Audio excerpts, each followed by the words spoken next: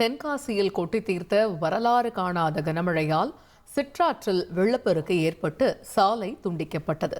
தென்காசி மாவட்டத்தில் 200 சென்டிமீட்டருக்கும் மேலாக மழை பொழிவு பதிவாகியுள்ள நிலையில் குற்றால அருவிகள் மற்றும் சிற்றாற்றில் வெள்ளப்பெருக்கு ஏற்பட்டுள்ளது. 1992 பின்பு தென்காசி நகர்ப்பகுதியில் அமைந்துள்ள யானைப்பாலம் சிற்றாற்றுக்கரையில் வெள்ள நீர் சாலையை சூழ்ந்ததால் போக்குவரத்து சில மணி நேரம் துண்டிக்கப்பட்டது. இது தொடர்பான ட்ரோன் காட்சிகளை பார்க்கலாம்.